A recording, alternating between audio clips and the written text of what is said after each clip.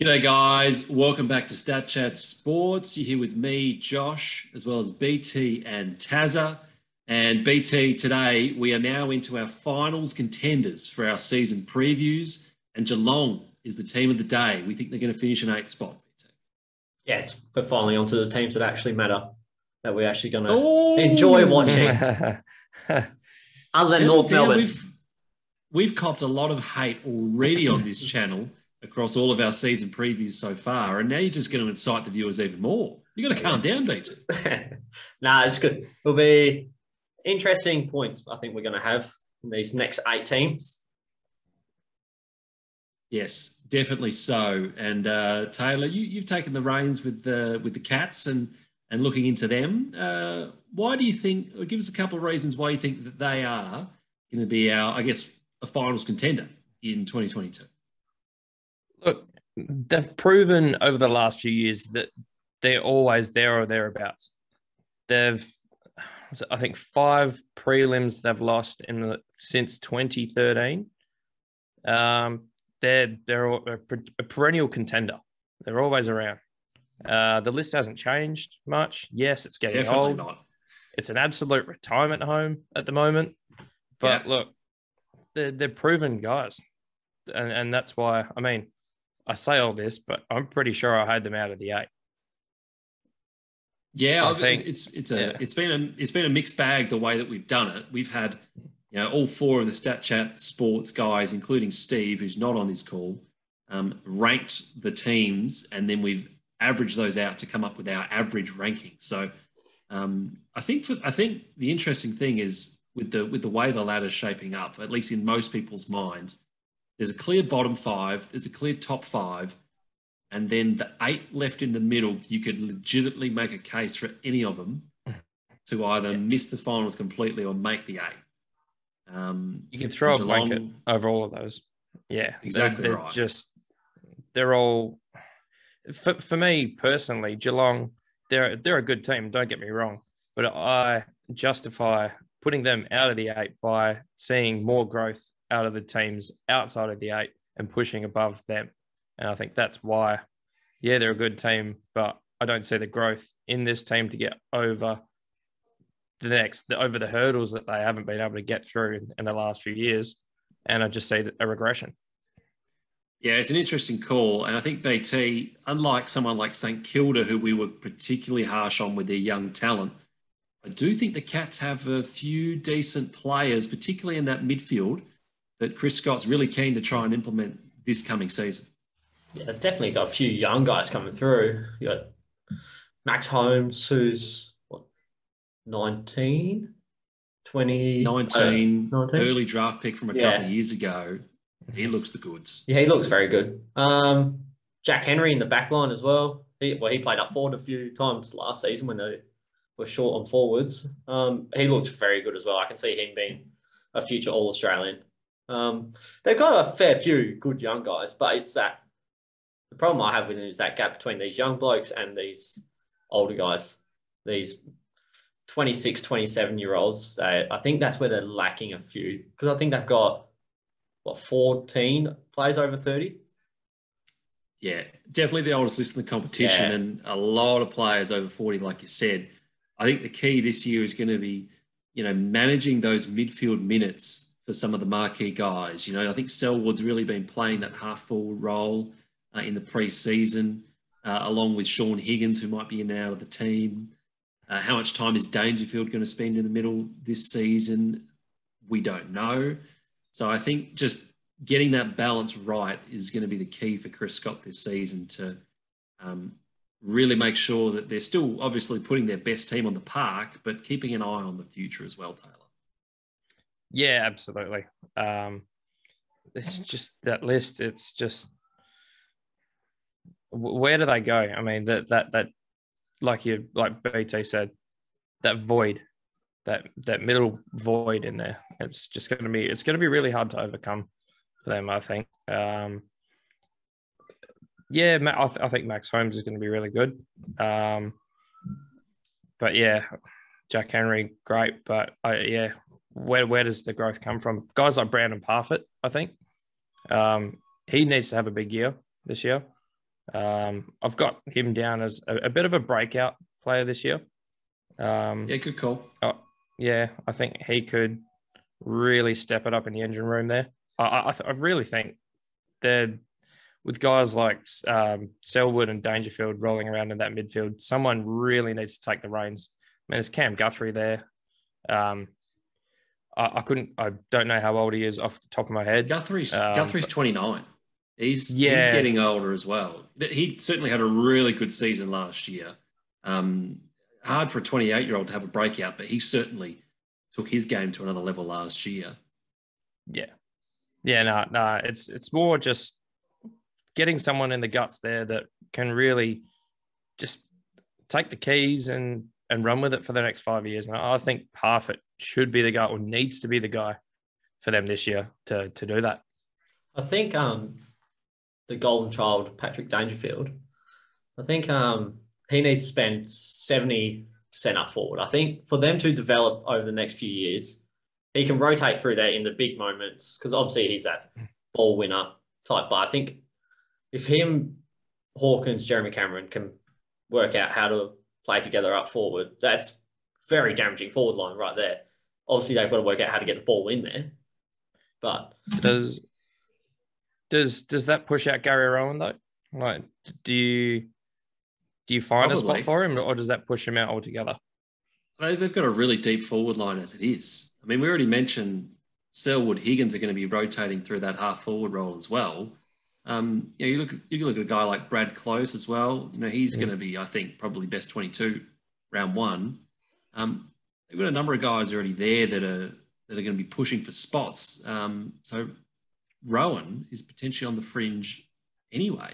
Then you add in Dangerfield, as you said, might be rotating through. It's going to be tough for spots, but again, that's not a bad problem to have in this season where we don't really know what COVID's going to do. Yeah, definitely. There's another guy that I'd probably add in the mix there, Tyson Stengel, the recruit in the off season. Yeah, great call. Played the practice match, kicked 4 goals, and that. So they're going to want to give him some time up in that forward line, I'd say. But saying that, he's a player, I think, given his off-field indiscretions and the fact that he was let go from Adelaide, he's been given a second chance. He falls under the pump, sort of. Really, he needs to have a big year. He needs to prove himself, get himself on the right track. And I mean, Geelong seem to want to give him the chance. So I think he could have a great round one. I think he'll start round one because you've got injuries to Brian Myers, the man with one of the best first names in AFL football, and Gary Rowan, I think, is also not really a sure thing to play round one as well with an injury. So, yeah, Stengel's a good call. I think he'll probably play round one. And look, you get in that team, you get your foot in the door, and you could very well keep it. Yeah, absolutely. I think he's going to have a point to prove, not only to the club but to himself. Lots of potential there, and obviously went unfulfilled at Adelaide, but Geelong were good enough to see the potential in him and try and get him right, and I think he will. Another position battle, BT, which will be an interesting one this year. Lockie Henderson retiring at the end of last year does leave a little bit of a hole in the key position stocks. Certainly Blitzarves is the number one down there, but the Cats do like to rotate him through the ruck. Who do you think stands out as the number 2 key defender now that Henderson is not going to be playing this year? I think they're going to rotate with your Henry, Kolajasny, Stewart, depending on who they're playing each week. I think Blitzarves is going to play full-time fullback. I can't see him going into the ruck this season. I think they'll play Segler, and Big Tomahawk will rotate through there. Segler will play a lot of minutes. Tomahawk? Yeah, that's how I can see that happen. Because the loss of Henderson is actually like a huge loss for them. He's a very underrated player. Obviously, he was around for quite a while, but he was never talked about as like a big name defender. He always did his role and did what he had to do. I think he's a massive loss. But they've definitely, like Jack Emery, he will step up. He'll improve again. He's improved every season. I think it's purely on matchups. I think that's what it's going to come down to each week, how they set up. Yeah, do they need the extra height or not? Because as you said, Henry and Stewart are two really good, typically known for their intercepting, but I'm sure they could do a job, one-on-one if they needed to. A name that I do like, Taylor, is Sam DeConning, a draft pick from a couple of years ago. Is there a spot for him? I know he's put on a lot of weight in the pre-season and looks in really good nick. Yeah, look, I think he's someone that they're going to want to get some time into. We've spoken lots about the age profile, the growing age profile, and their need to get guys down there. I mean, the backline's probably where they're not aging as much as probably the other positions around the ground. But still, I mean, he's got huge potential. Was he originally drafted as a ruckman, or was that his brother? Yeah. Was that Tom? Tom is a ruckman for Carlton and could see a few opportunities. But yeah, originally drafted as a ruckman purely based on his height, but has been getting some time in the key defender position in the pre-season. So certainly worth a look. He looks a pretty likely type. Yeah, for sure. I think with Segler, I mean, yeah, he's, I think, 31, 32. Obviously, he's probably got a couple of good years left. Probably won't play every game. I mean, I know they've got Reece Stanley in there to really mix it up as well, but I don't know if they've always had 100% faith in Reece Stanley. No, I don't think so. No, I think that's half the race they're in. But yeah, Segler doesn't have that much longer, so it's time that Sam DeConning's had a pre-season. He was drafted last year from memory. I think 19. I think. Oh, 19. Okay, so yeah, he's had a couple. So I mean, those key position taller guys, ruckman, to acclimatise and to get used to the league. But I think it's time that they really sunk some time into him this year. BT, we touched on the addition of Segler.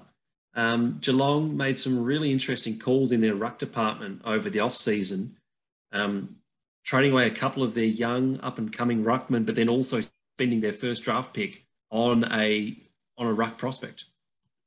Yeah, the big men are always hard to judge. It's because they take a lot longer to develop. You see a lot of teams always bring in a mature age or whatnot, trade a ruckman in, like how Geelong traded in Segler.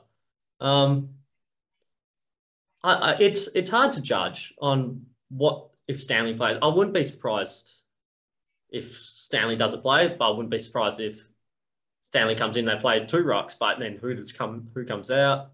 I don't know where they're going to get who gets dropped for this extra ruckman if they play two ruckmen.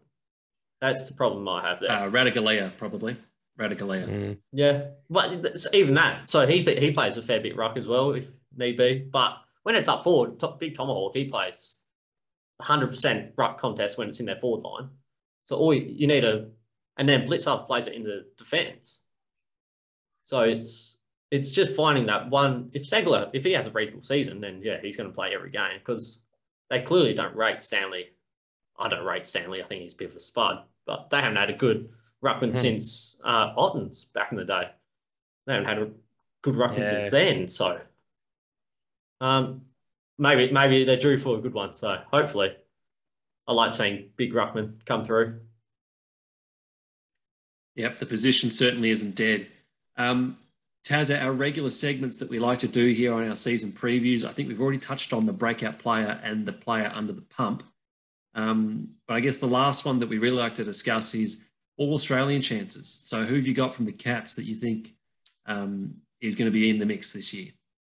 Look, I'm going straight for the two-headed monster up forward. If Geelong are going to be a serious contender and they're going to break that the funk that they're in, where they just cannot get through those prelims, one of either Tom Hawkins or Jeremy Cameron's got to be there. They're going to be kicking, whether they're sharing the load or as Hawkins did.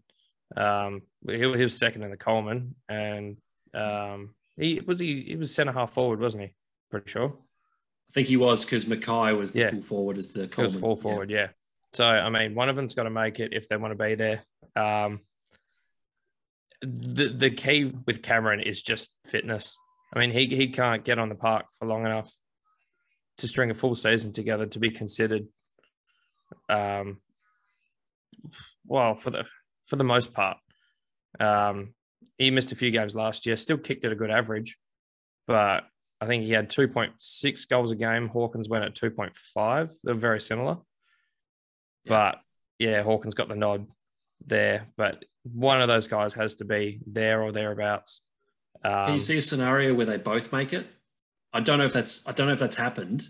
And I can't remember the last time a team had two key forwards that would have kicked, 50, 60 goals in a season, probably back in the 90s when that was the era. But can you see that happening? The two-headed monster just absolutely dominating this year and both kicking big bags for the year? Well, Buddy's not getting any younger. He's been a perennial figure around there. Kennedy, the same, and the Eagles don't look like doing a whole lot of damage this season. Sorry, fellas. It is what it is. But, I mean, it probably comes up to Harry Mackay.